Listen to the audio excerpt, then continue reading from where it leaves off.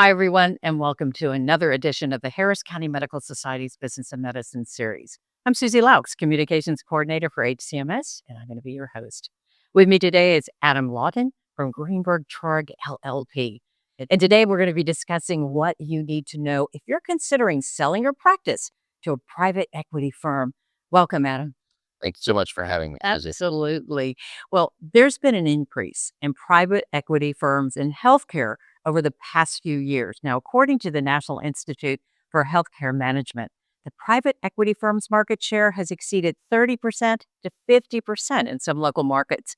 Now, could you explain what private equity is and what our physicians need to know before selling their practice? Sure. So a private equity firm is really a pool of private investment.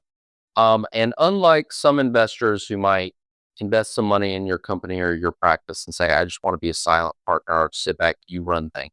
Private equity firms tend to be a little more proactive and they want to get in there. They want to make some changes. They want to help you be profitable because that helps them be profitable. They generally make their money by taking a management fee, which is often a percentage of what you're collecting. So if you're more profitable, they make more money. And that's the model behind their business. I think if you're a physician and you're considering this, you know, we are not here to push you towards it, say it's the right answer for everyone. We're also not here to say it's a wrong answer for everyone. Different physicians may make different calculations, and we're simply here to support you in that process. Sounds great. Now, it's very interesting that you talk about this. So let's talk a little bit about the possible models that physicians could expect when they're making a deal with a private equity firm. So most of the listeners and viewers of this will be in Texas. And so I want to say in Texas, we have what's called the corporate practice of medicine doctrine. That means that no physician practice in Texas can be owned by someone who is not a physician. In some other states, private equity companies will just come in and they will literally buy the practice and they will be the owners of the practice and everything in the practice will be owned and by them and will report to them. In Texas, we can't do that. So we have to adopt some different little funny procedures, one of which we call the friendly physician model.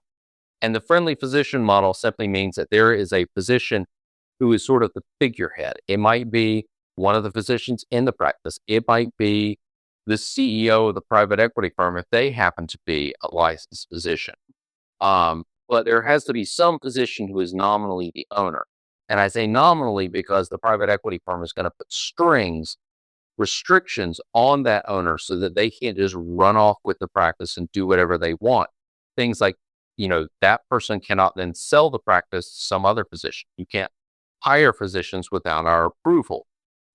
There are going to be all sorts of restrictions on you. So it's ownership, but that ownership doesn't come with a lot of the powers and responsibilities that we typically think of as business ownership. Okay. Well, after making the decision to sell a private equity firm, provide our viewers with an overview of how they should prepare that sale.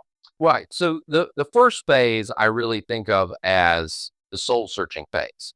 So physicians need to think about, why exactly are you doing this? What is it that you hope to get out of it? For example, you may say, well, I just want a lot of money for my practice. Okay, that's one reason why people do it. It may be I'm looking for a succession plan. I'm planning on retirement, or there's something going wrong in the practice and I want to fix it. And I'm hoping this private equity group will help me with that. If you're a solo practitioner, that's a very easy conversation to have. Is just a conversation with yourself. If you're in a group, there may be some more deliberation and figuring out what the sense of the whole group is. From there, the next step is figuring out who is going to speak for the group. It's generally not very efficient if every time something in the deal progresses or changes, if we have to talk to 12 or 15 or 20 different doctors. So you may appoint either one person or a small committee of 3, 4, 5 people, and they're the ones who are really going to drive the transaction forward. That makes everything more efficient. More efficient means less costly in terms of legal fees or accounting fees. I think the other part of that in forming a committee is also finding who your advisors are.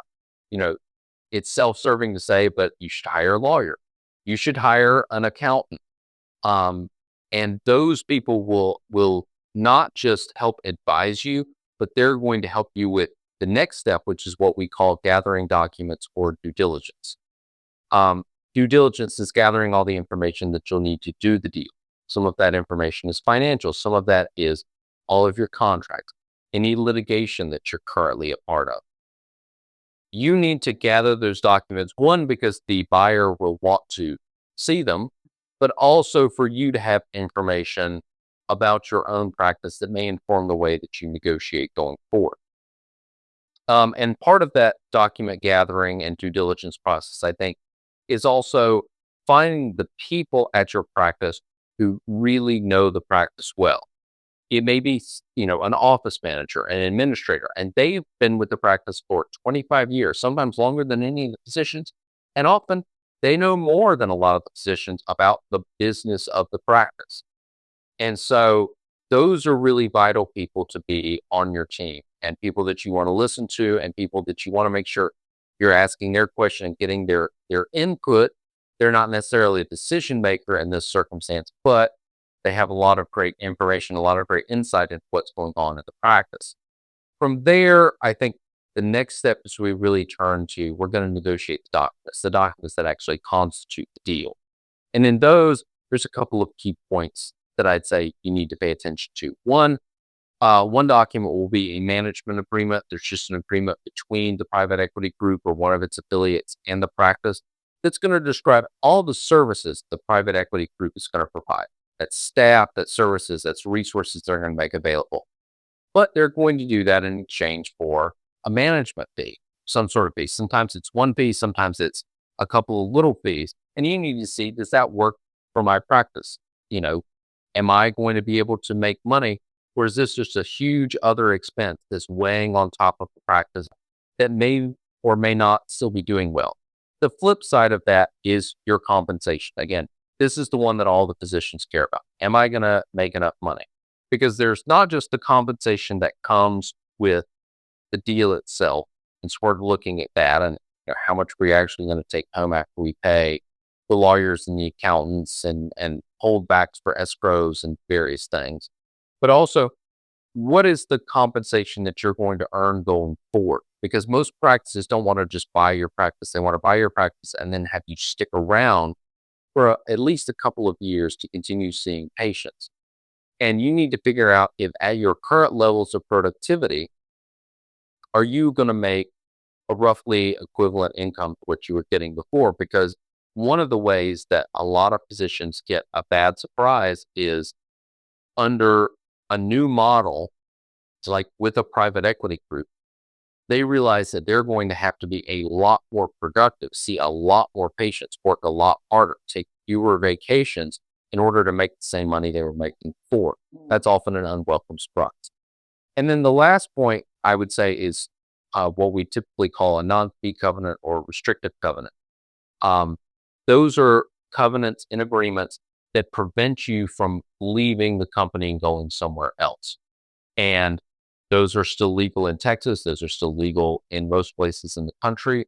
There was a federal law that was looking into banning non-competes nationwide, but that isn't moving forward under the new administration.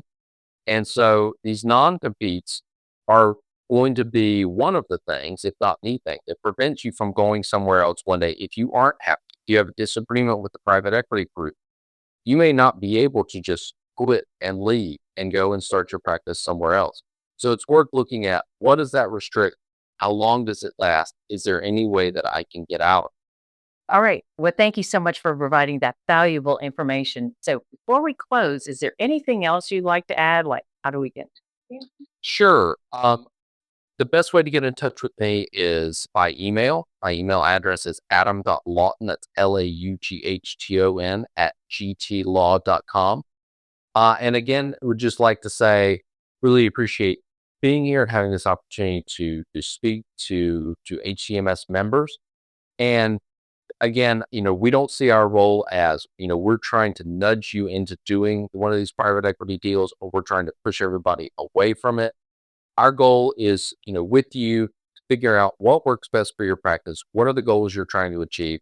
and figuring out, is a deal like this the right fit for you, or are there some other options that we should discuss? Adam, thank you so much for spending your time with us today. That's all the time we have today for this episode of the Business of Medicine series. Thank you for watching.